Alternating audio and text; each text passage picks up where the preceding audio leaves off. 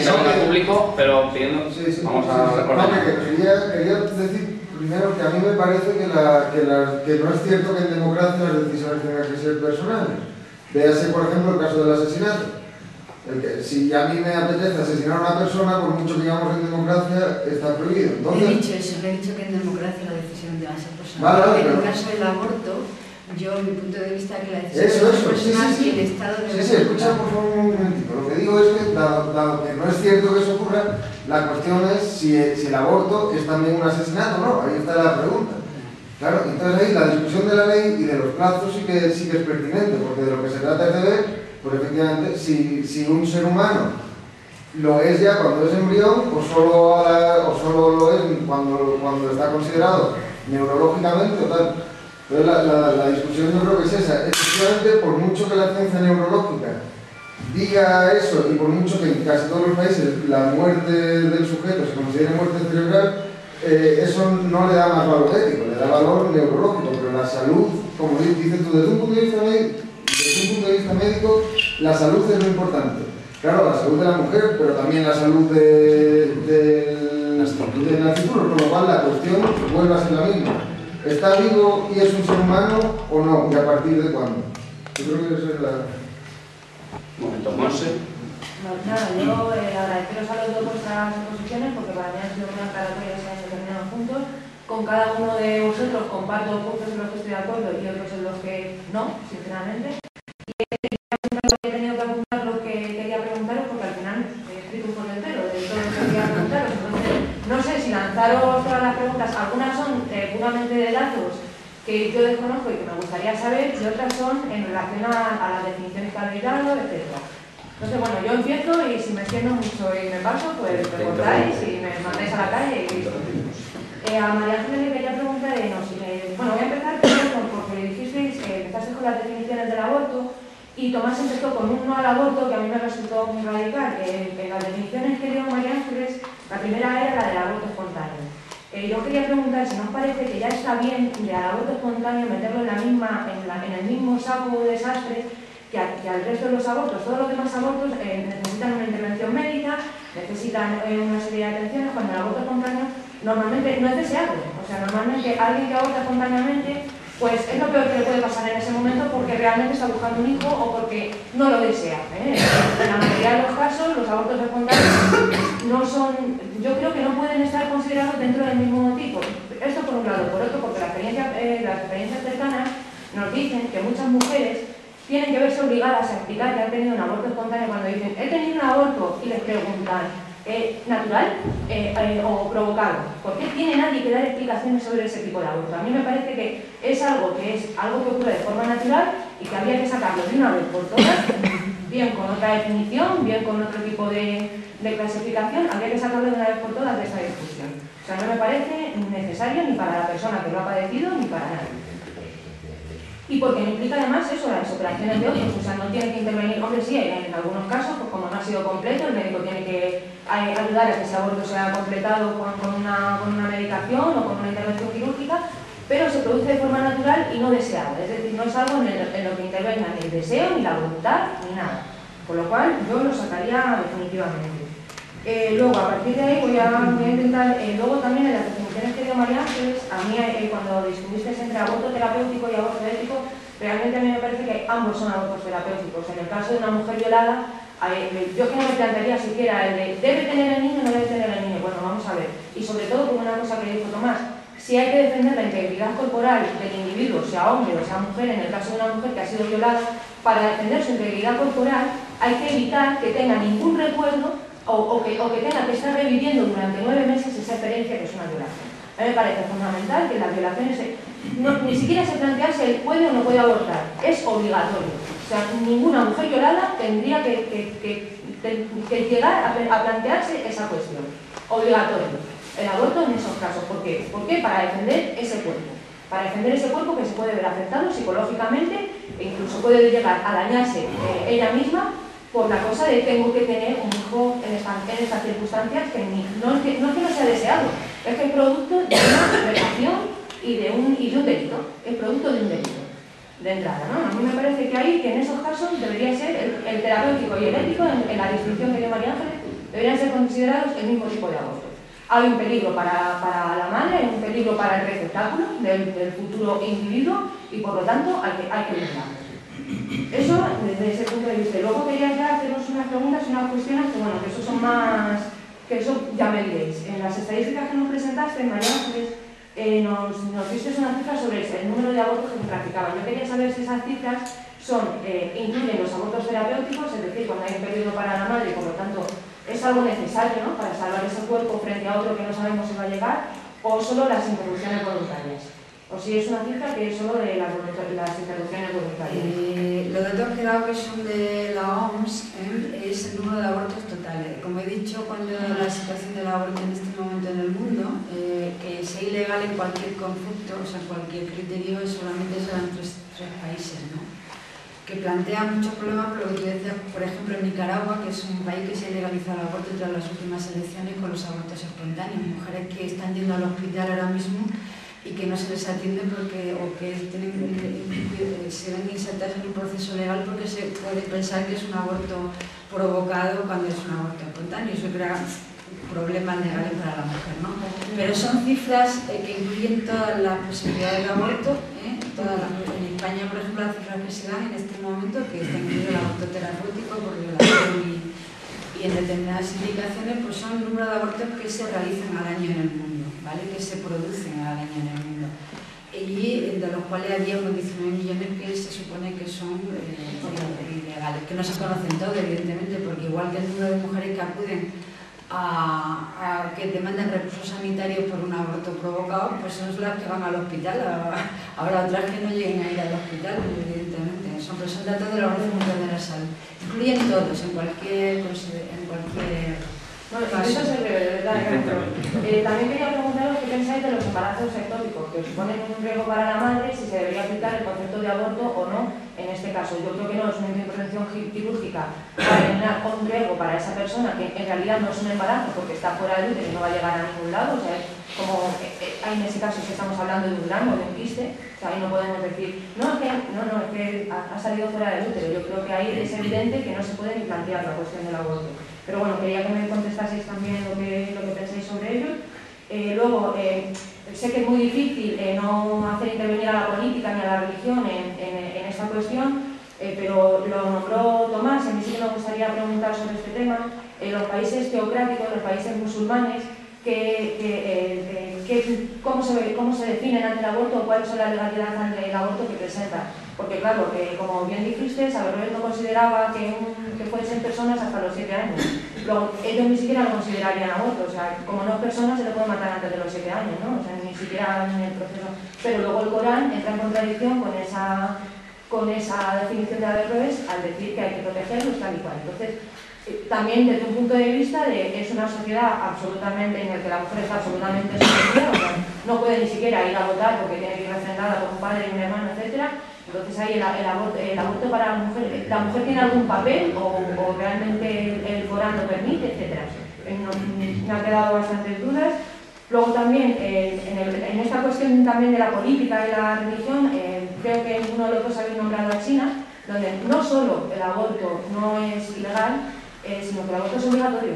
O sea, a partir del primer hijo, el segundo embarazo, tienes obligatoriedad de abortar porque no te permiten tener un segundo, y hasta hace muy poco era obligatorio cuando la ecografía daba el resultado de que el embrión era femenino, era obligatorio abortar porque solo estaba permitido tener varones en primer. Ahora no, ahora se les da la posibilidad, que es la medida de solucionar el aumento demográfico perfecta, ¿no?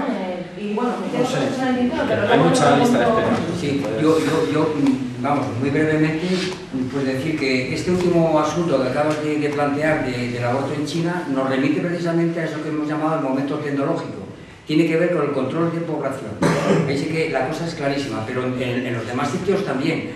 Lo que pasa es que en China de forma completamente rotunda.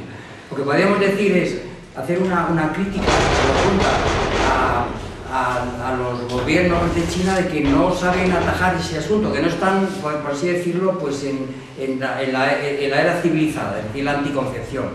Y ahí se tendrían que volcar. Y entonces, de alguna manera, en China lo que hacen sencillamente es comportamientos bárbaros, vamos, desde nuestra perspectiva, esta es la cuestión. Y luego ya, en segundo lugar, tú has hablado de la Iglesia, la política, María Ángel sigue insistiendo de aborto y ética. Yo antes no he podido desarrollar que entre los presupuestos de nuestra bioética está justamente la distinción entre ética, moral y derecho. Esto es una cosa fundamental. Por ética entendemos nosotros, según esto hablamos de ética para designar al conjunto de normas que estén ordenadas a la preservación, promoción y gestión de la vida humana, individual. Y llamamos moral, o llamamos normas morales, al conjunto de normas que se ordenan a la preservación, promoción y gestión de la vida de los grupos humanos. Es decir, que la palabra ética, ethos, tendría que ver con esto que llamamos nosotros, con la preservación de la individualidad corpórea en todos sus casos, incluso en el caso de la violación, incluso en el caso de la violación. Lo que ocurre es que esto también plantea problemas morales, que son relacionados con el grupo, es decir, esa mujer violada, insertada en el grupo, pues ahí hay una moral. Y hay un conflicto entre la ética y la moral, pero desde el punto de vista ético, nosotros defendemos que es la defensa de la individualidad en todos sus estados, desde el embrión hasta, pues eso, hasta el que se produzca la muerte. Esta es la idea. Y entonces lo que ocurre es que no todas las morales contemplan exactamente igual este asunto. Y hay contradicción entre las normas éticas y las normas morales. La palabra moral viene de mos moris, en latín, que significa costumbres. Cada cultura, cada pueblo tiene sus costumbres. Pero hay costumbres más bárbaras, menos bárbaras, etc. Esta es la idea, Esta es la idea. Y entonces resulta que ¿cómo se resuelve esto? Pues claro, tiene que haber un derecho, que en caso de conflicto pues tiene que decidir. Y algunas veces el derecho toma partido por la ética y otras toma partido por la moral. Esta es la cuestión. Y entonces tenemos que decir que este mismo derecho puede tener fundamentos de algún tipo, o por el contrario ser sencillamente tener una mentalidad completamente positivista. La norma es la norma y se acabó. Es una convención, ahora hay esta ley, la cambiamos y ya está todo resuelto. Claro, esto es positivismo jurídico. Y entonces, de alguna manera decir, esto está bien, pues porque la norma ya lo ha dicho y porque hay una democracia que ha aprobado esta norma, pues claro, evidentemente es pedir el principio. Eso es positivismo. Nosotros decimos que eso tiene que estar fundamentado. Y la otra posibilidad, cuando tú hablas de la religión, sea esta la confesión católica o la confesión islámica, obedece a otro positivismo que no es jurídico, sino que es el no matarás. Y claro, evidentemente por eso esta cuestión es escabrosa y hay que situarla en un terreno polémico. No cabe acuerdo, y por eso estamos discutiendo toda la vida. La cuestión es que desde la perspectiva de la filosofía, si no clasificamos y si no definimos, pues naturalmente estamos confundidos. Entonces, muy bien, yo no estoy en absoluto intentando insinuar que mi posición sea la única, la verdadera y la más... sino que sencillamente esa es la bioética que defendemos y llamamos bioética materialista, que consiste sencillamente en saber que hay normas éticas y normas morales. Y además, que sencillamente, como yo sé que hay, ya he dicho, 16 bioéticas, pues que naturalmente a mí no se me ha ocurrido en absoluto el identificar la posición de María Ángeles con la posición de este famoso texto. Y si yo lo he traído a colación es porque me parecía, bueno, porque nuestra filosofía tiene que ver precisamente con tener en cuenta el presente en marcha, y esto es una cuestión que está preocupando ahora mismo, de la que se ha discutido mucho, y me parece a mí pues que habría que ponerlo sobre la mesa. Vamos.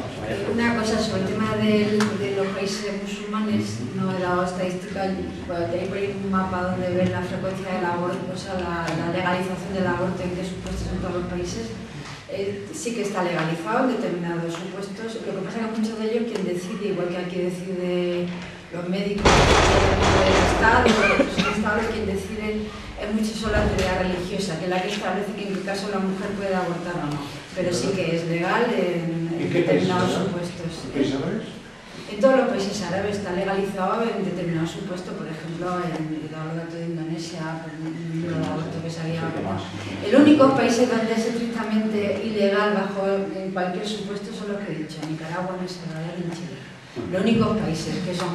Sobre el tópico se podría plantear problemas éticos también en el caso, digo, contrastándolo con los avances tecnológicos de hoy día. Es decir, evidentemente la consideración que se tiene hoy día en medicina es que es una intervención porque no es viable, pero en la concepción que se ha dado aquí sobre el tema de la vida, evidentemente, desde el punto de vista embrionario, desde el punto de vista de la concepción es una vida. Incluso desde el punto de vista tecnológico se podría plantear si es rescatable ese embrión que pues sabes hoy día con el término de fecundación in vitro, que decidimos la vida y la ponemos en un determinado momento, hacemos los implantes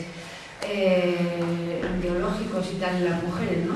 Para que quieren ser madres, en ese punto de vista, desde el punto de vista de la maternidad, podríamos plantearnos, es decir, se podría plantear incluso viable desde el punto de vista tecnológico, el rescatar ese embrión, que es una vida, si se pudiera plantear, dejarlo y ponerlo en un útero alquilado o en el mismo útero de la mujer. Es decir, que en ese sentido también se podría plantear, evidentemente, yo ya he dicho mi punto de vista, que en este caso estaría indicada la intervención, pero bueno, se podría plantear también un debate ético en ese sentido, ¿no? de la concepción de la vida. Esto es fundamental. Eso que lo hemos tocado. Para mí es una cosa Claro, reveladora. sí, es un tema importante. Sí, bueno, primero quería agradecer a los ponentes la exposición muy interesante que nos han hecho del tema.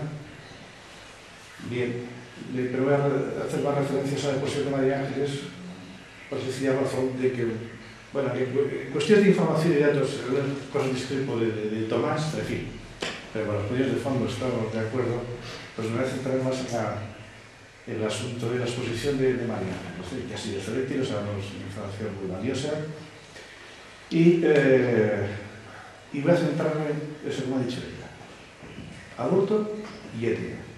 No voy a meter política, religión.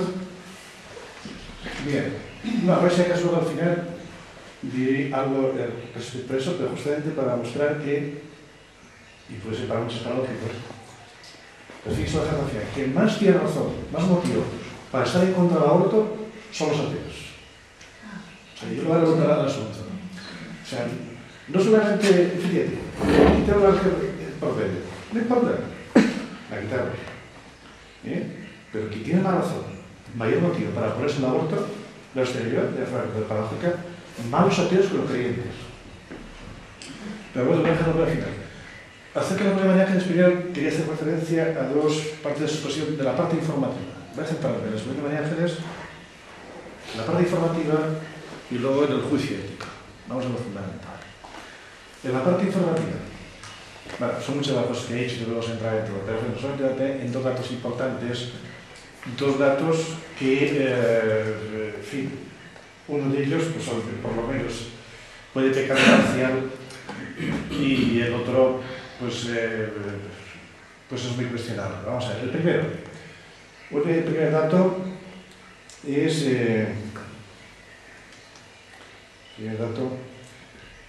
es cuando ha dado el dato de la Sociedad Internacional de Planificación Familiar, los datos de abortos clandestinos. Y también de la OMS.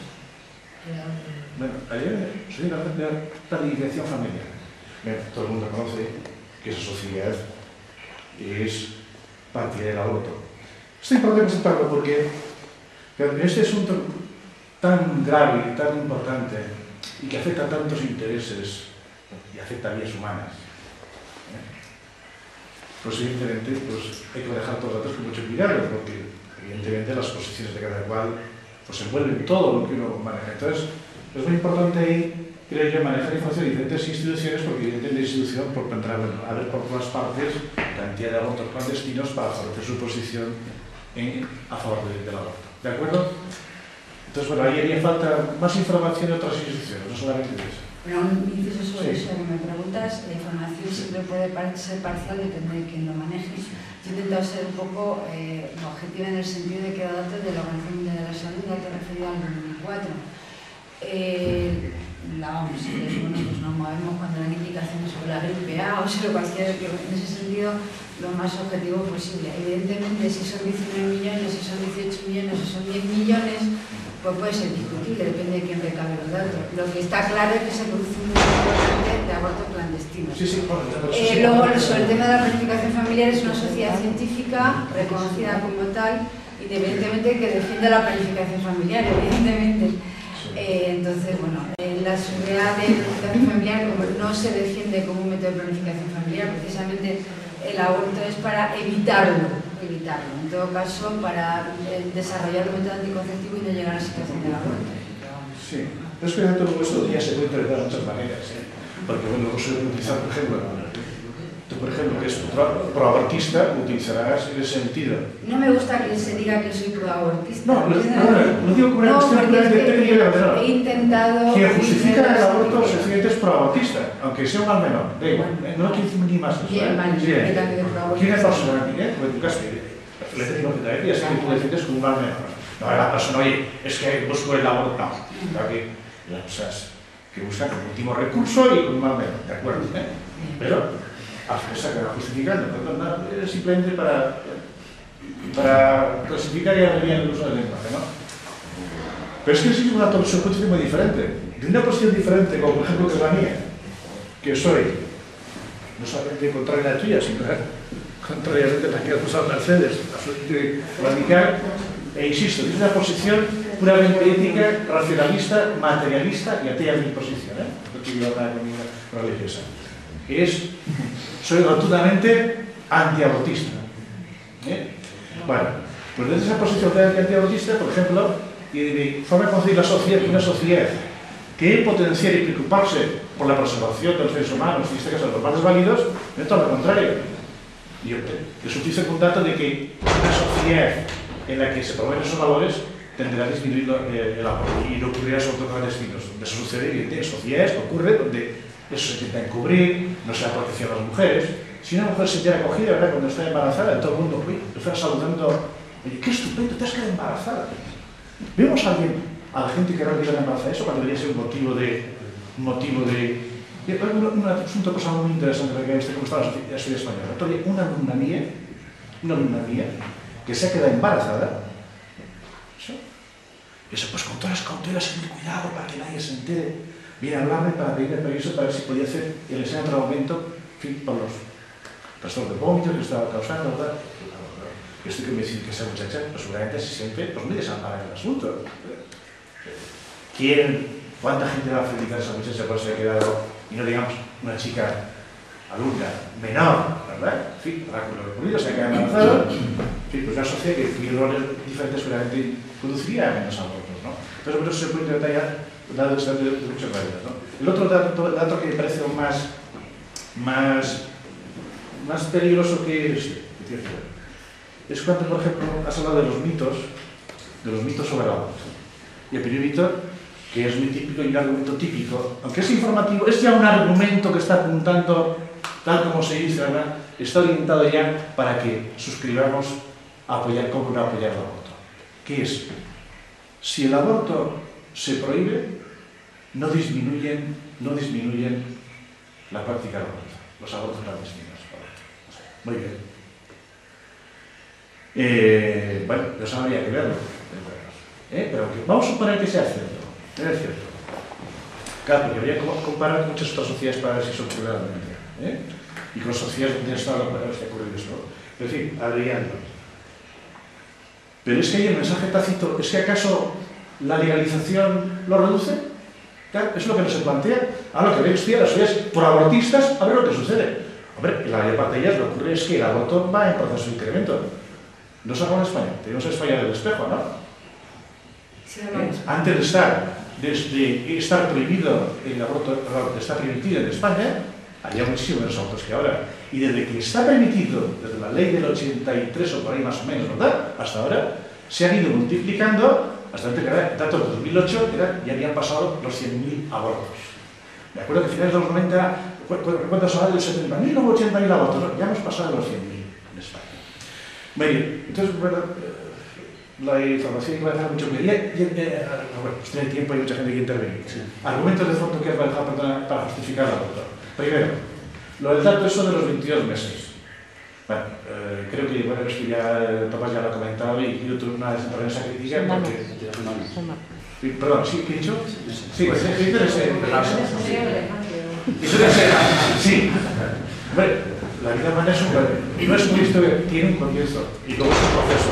No tiene sentido establecer ni un criterio, ni ese cualquiera. Cualquier otro criterio que se establezca, siempre podemos decir que no es suficiente. Porque a ver, ¿en qué se basa eso para decir que no tiene suficiente evidencia? Lo importante de la vida humana o de otra es que son procesos desde comienzo hasta que termine, ¿no? Y entonces, bueno, lo que hay que proteger la vida es desde su comienzo. No tiene sentido establecer un corte hasta partir. Bien, rápido. El argumento del cuerpo.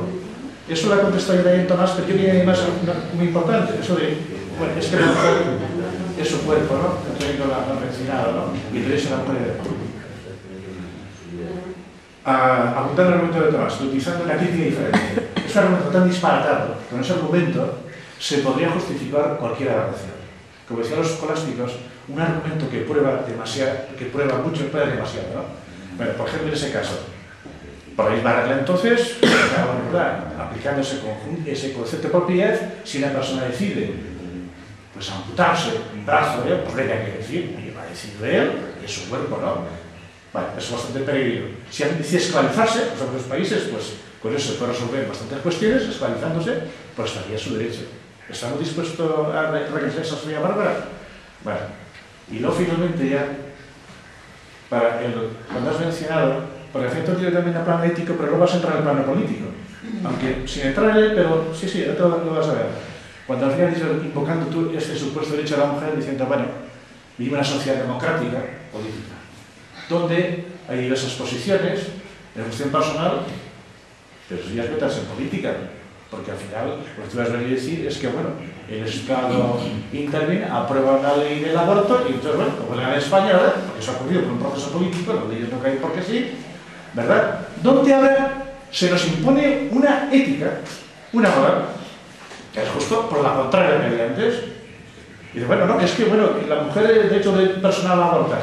Pero es que eso es el principio, aquí lo que estamos diciendo, asunto ético, es si es éticamente legítimo o no quitar la vida a un embrión humano o a un feto o en el estadio en que esté de acuerdo.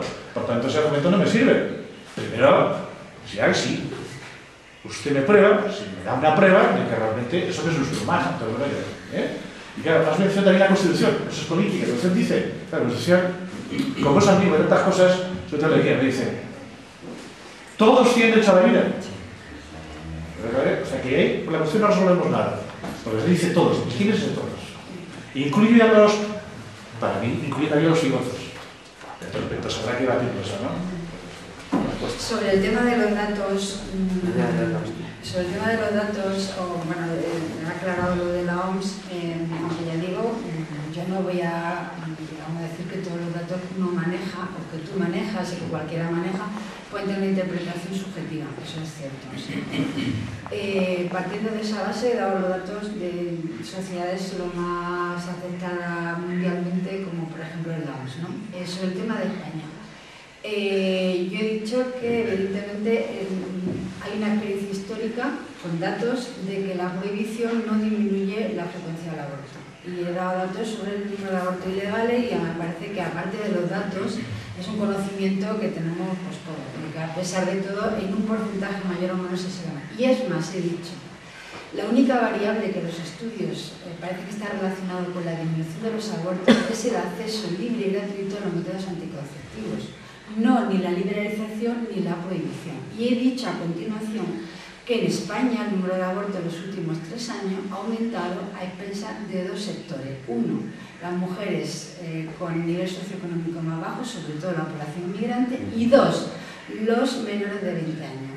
Población que el acceso a los métodos anticonceptivos o el uso de los métodos anticonceptivos es bastante menor. O porque no tienen acceso gratuito o porque no tienen información. Y además se da a continuación un dato del uso de métodos anticonceptivos que lo tengo por aquí, que es del Ministerio de Sanidad, si alguien lo quiere consultar, hasta un 40% sin ningún tipo de protección. Eso es lo que he dicho, no he dicho, o sea, que son datos. Y además, desde el punto de vista de la sanidad, ocurre con cualquier cosa. Por ejemplo, cuando se prohibió el alcohol, la ley seca en Estados Unidos, pues no solo consiguió que la gente no bebiera, lo que pasa es que lo hacía en condiciones nefastas desde el punto de vista de la salud y moría mucha gente. O sea, eso es lo que he dicho, simplemente apoyar el dato. Por supuesto, tú pensarás lo contrario, yo pienso que tengo que. Para eso es la cuestión que cada uno da un punto de vista. Lo que he dicho desde el punto de vista político, evidentemente, si me refiero, hago referencia a la Constitución o hago referencia a que hay una sociedad democrática, estamos haciendo referencia a algo político, está claro. Yo me refería a la política, no entrar en el tema del debate político, ni siquiera al análisis de la ley, porque yo no he intentado analizar la ley, que vuelvo a repetir, tengo una postura muy concreta sobre la ley que está en el Parlamento, ¿no? Pero ya tenemos una ley, y eso también es política, que legaliza el aborto en España en un determinado supuesto. Entonces, eso es un tema que... Luego, sobre el tema, también he intentado traer aquí el debate ético en el sentido de enfrentamiento entre, que es uno de los aspectos éticos de ver el tema, entre el enfrentamiento entre lo que era el embrión y la mujer, ¿no? Y ahí hay distintas respuestas, hay respuestas legales y he dicho hay una respuesta médica, una respuesta biológica, una respuesta científica. Y ahí no hay acuerdo, en la ciencia nunca puede haber acuerdo, hay posturas. Y precisamente el debate... No estoy de acuerdo. Que la vida humana es un continuo desde el cigoto hasta que llega a su madurez, hay consenso pleno. No conozco a ningún científico serio que cuestione eso. Sí. Que diga, mire, es que hay una ruptura aquí, un punto de ruptura discontinuidad, ¿de acuerdo? He dicho que la vida no... Y es que es un momento clave para estar en punto de acuerdo. Es que es un momento clave. Si hay continuidad, no se puede decir, mira, es que el ser humano tiene derecho a vivir a partir de aquí, ¿no? El ser humano del principio, por tanto, el derecho Ya, pero escucha, que es una postura ética. Yo lo que he dicho, la tuya es una postura ética, la mía es una postura ética. Es decir, si la vida es un continuo, y entonces yo he tratado de establecer, y no me volváis con el tema neurológico, he tratado de establecer qué referentes puede haber de información para decidir no lo que es vida y lo que no lo es. Que la vida, he dicho que se perpetúa, no es, o sea, lo que pasa que la vida tiene un desarrollo, evidentemente, embriológico, y que puede haber una aportación científica que puede ser variable entre decir si la vida es humana o no es humana, igual que la Iglesia ha debatido si tiene alma o no tiene alma. ¿Entiendes? Entonces yo he aportado la información que hay en este momento para, digamos, qué es lo que consideramos humano cuando hay conciencia, qué es lo que se considera conciencia cuando funciona conciencia. He tratado de dar la visión de la ciencia, o sea, en ese sentido. ¿Desde el genoma humano que es el principio y cigoto, eso no es humano? Pues que ya hay genoma humano desde el principio. Pero es un criterio. ¿Por qué ponemos más de conciencia? Yo he dicho, en este momento lo que más extendido es el criterio neurológico, lo que aporta la ciencia. ¿Tú consideras que es a partir del genoma? Es otro punto de vista. He dicho que precisamente la reflexión ética es para aportar cuando no hay una solución clara. Yo disiento de que la ética establezca normas, lo que establece es conflictos, es decir, distintas posturas. Al final de reflexionar sobre una postura u otra, uno toma una postura ética que puede partir de un comité ético, pues una postura ética personal, pues una postura ética a otro nivel ético. Toma una postura, que no es una norma que obligue a nadie, es una reflexión y es una aportación sobre lo que se puede hacer o lo que no se puede hacer. Eso es lo que he intentado traer aquí a... Es que si no hay normas no hay ética, si no hay normas no hay moral, si no hay normas tampoco hay derecho. Es que es así, querámoslo o no. Es decir, hay unas normas éticas y unas normas morales, digamos, básicas que deben de tener una apoyatura legal, ¿vale? Pero no son universales. Pero, depende por de los ejemplo, principios de los que se... lo que te quiero decir es que en un hospital, cuando se plantea un problema ético sobre intervención de un medicamento tal, hay un comité ético que reflexiona acerca de los pros y los contras y da unas recomendaciones. Igual el comité ético a nivel nacional al gobierno le aporta una serie de reflexiones sobre el debate del aborto. Pero ¿sí o no? ese comité ético y entonces, en base a esa reflexión... No lo puede decir nunca en nombre de una ética universal, porque no es pero posible. es que no existe una ética claro universal. Que no. Luego, en un hospital, ese comité tendrá una orientación, en otro otra, y habrá conflictos permanentes, eso es lo que estamos diciendo aquí. Pero la ética es impensable al margen de las normas éticas. Y no dicen lo mismo, pues yo que sé, una ética kantiana que una ética materialista, sino que las normas pues, van por otros derroteros, que lo que no pasa con la moral. No todas las culturas, no todos los pueblos tienen las mismas costumbres, sino que muchas veces están en franca oposición. Yo quisiera lo que dice Tomás. Hay una cuestión muy importante. Hay que confundir teorías éticas, estamos hablando teórico con normas éticas. Las normas éticas sí que son universales. A la vez, hay que contribuir a preservar la vida, hay que respetar la vida humana y su integridad. A ver quién está de acuerdo con esa norma universal. Otra cosa son las teorías distintas, que luego, en casos conflictivos, que no, hay normas éticas que son universales. Pues, el deber de preservar la vida humana. Mira, Kant tiene una teoría ética, la cual nosotros, bueno, normalmente estamos en contra totalmente. Sin embargo, él ofrece una norma precisamente para eliminar a niños que han nacido fuera del matrimonio. Eso es una norma. ¿Cómo que es una teoría? Su teoría de la buena voluntad, etcétera, etcétera, pues también es normativa. Es que es imposible. Yo no conozco ninguna ética, teoría, es decir, que tú es que distingue, haces una separación entre teoría y praxis, es decir, es que eso es inseparable. Toda teoría conlleva algún conjunto de normas. Y en el caso de Kant, sus normas hacen agua sencillamente porque son hipócritas, porque su ética, pues su propia teoría está mal parida, mal fundada. Y nuestra propuesta es precisamente una crítica radical a esa ética y a las que no tienen fundamentos. Y el aborto, el problema no viene por la norma ética. Una cosa las normas éticas, que son universales, y de las morales. Pues algunas también lo son, otras no. Es universal el deber de conservar. Pero Antonio, un momento, es que me parece que hay una confusión de entrada. Esto que tú llamas de varón... O hablar más fuerte, o los sordos no nos enteramos. Eso me voy a quedar. Esta defensa de que las normas éticas son universales es el punto de vista justamente de la visión materialista. Claro, esto es. Pero es que en un punto has dicho que no eran universales las normas éticas, te has confundido, te has escandalizado. No. Precisamente pensando en otras éticas que ofrecen otras normas y que precisamente el materialismo filosófico lo que propone es precisamente una ética que tenga fundamentos que puedan ser admitidos universalmente. En el caso del aborto hay más acuerdo entre los pro, por decirlo así, y antiabortistas de lo que parece. Porque no hay desacuerdo del debate de fondo en qué norma ética hay que aplicar. Todo el mundo está de acuerdo. ¿Qué es lo siguiente? Primera revisión sería: los seres humanos o los perros tienen derecho a la vida. Eso no lo cuestiona nadie, ¿verdad? ¿Dónde puede aparecer el problema? Oye, que no estamos de acuerdo en la identificación del embrión, ¿verdad? ¿Qué identidad tiene exactamente? Si tiene identidad humana o de qué tipo. ¿De acuerdo?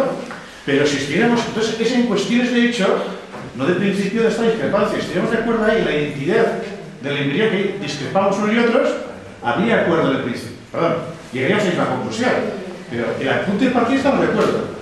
Estamos discrepados en la definición. Yo lo que he traído aquí es el tema del conflicto, ¿entiendes? O sea, que nadie pueda haber distintas visiones de cuál es la vida humana, cuándo empieza la vida. El tema es, yo he traído aquí, el dilema ético es cuando se produce el conflicto entre dos vidas.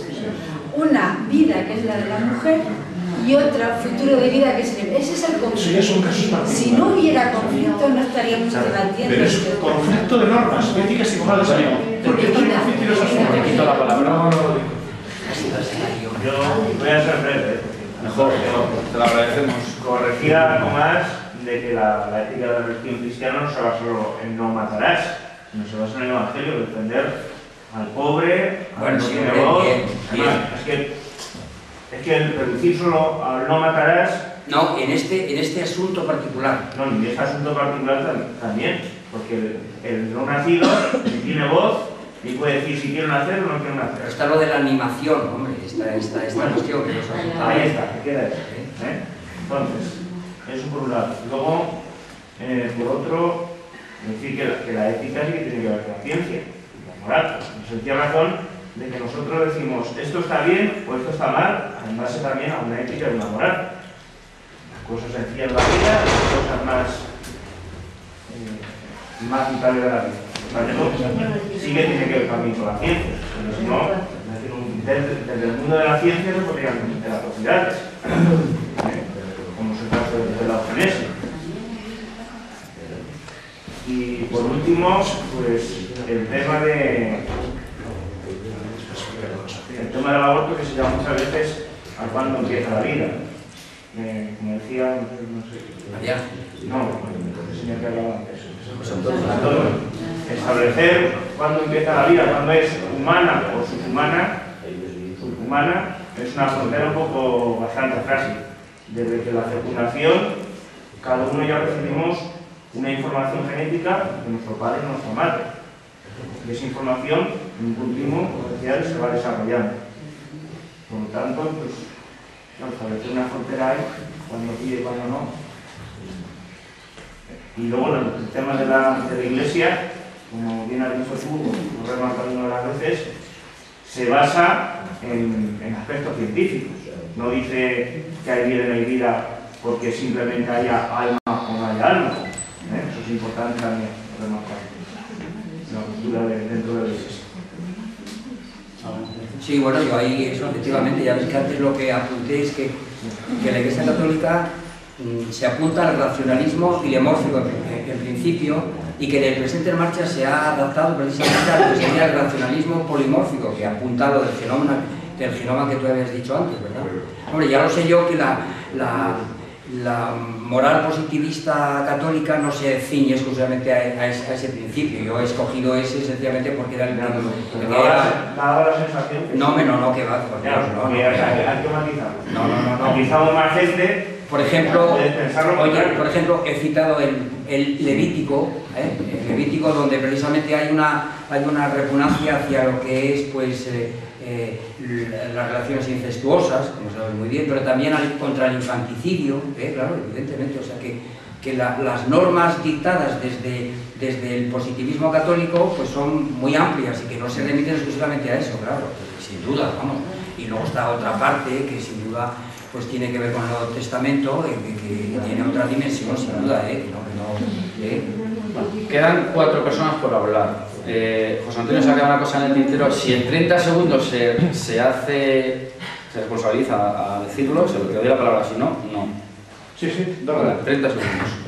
Dos cosas. Contra los que piensan que el aborto es una cuestión de religión. Los ateos tienen mayor razón para estar en contra del aborto que las personas creyentes. Es sencillo. Son frecuentes los abortos espontáneos, como María José informa muy bien, y yo hemos dicho incluso que 1 de cada 5 abortos de parto que se produce, uno es aborto espontáneo, ¿no? Muy bien. Entonces, el mayor abortista, si mantenemos la concepción del mundo religiosa, Dios sería el mayor abortista que hay. ¿De acuerdo? Entonces, justamente, el ser humano, para remediar eso, ¿verdad? Y corregir la naturaleza con otras cosas, ¿verdad? Pues poniéndose al lado de los débiles, debe contribuir a lo contrario, ¿no? Entonces, en ese sentido, incluso un creyente debería usar razones puramente éticas para ponerse al aborto. Es decir, cosa que, por ejemplo, la Iglesia, quizá muy inteligentemente, la Iglesia argumente, pero otra cosa que se falsifica mucho en la Iglesia, ¿no? Para la Iglesia, hay que la escucha, sus argumentos son racionales. La Iglesia solamente habla de aborto utilizando argumentos religiosos en la parroquia, pero cuando habla en medios públicos, en la radio, en la televisión, utiliza argumentos racionales. Y hacen bien, porque con Dios en la mano no se puede oponerse al aborto, lo contrario. Dios invita a ser proabortista. Y contra lo que piensan que el aborto es una cosa que tiene que ver, que es muy de izquierdas eso. Todo lo contrario. Eso es muy contrario. ¿Por qué? Hombre, la manera como los propios gente se autoconciben a sí mismos, que apenas siempre ven cómo la gente de izquierda se preocupa por los desvalidos. En fin, no vamos a entrar en más detalles. Hombre, pues, ¿qué cosa más desvalida que un embrión humano y la otra que se convierte en un humano? ¿Qué mayor tarea se puede hacer en la vida? ¿De acuerdo? Vale. Víctor. Sí, yo quería decir una precisión nada más jurídica, porque se han estado hablando de varias cosas sobre la ley, tanto la que está vigente ahora como la que se va a aprobar ya prácticamente de inmediato. Pero... Y nada, quiero decir que el asunto da para mucho, pero voy a ir directo al grano y ya digo que sería muy interesante poder desmembrar un poco el grano, ¿no? Pero rápidamente, o sea, a día de hoy, es 6 de marzo del año 2010, el aborto es un delito en España. Y esto ahí es un principio que hay que tener muy claro, que es un delito que está recogido en el Código Penal. Hay una ley vigente desde hace 20 años que despenaliza en unas circunstancias muy concretas. Pero claro, es que hay que tener claro cuál es la circunstancia, es decir, me da la sensación de que en algún momento hemos partido en la exposición de la situación contraria, es decir, bueno, el aborto es legal en España, me parece en algún momento. No, lo contrario, es decir, el aborto es un delito salvo en unas circunstancias muy concretas y muy determinadas. Otra cosa es que después en la práctica, una de ellas en concreto, que es la de la salud de la madre, pues se ha convertido en en una apertura, en una legalización de facto, pero que no es de facto, o sea, que lo es de facto, no de hecho, y por lo tanto no se puede hablar de legalización, ¿no? Es decir, el conflicto, la dificultad, y es precisamente saber si esta ley nueva es constitucional o no. Es decir, que eso María Ángeles lo ha dado por hecho que lo es, y eso habrá que verlo. Es decir, con la doctrina del Tribunal Constitucional en la mano, no lo es. Es decir, porque el Tribunal Constitucional dijo claramente que no hay ningún derecho al aborto, que es un bien jurídicamente protegido o protegible y tal, y eso lo ha dejado como si fuera poca cosa, pero es todo lo contrario.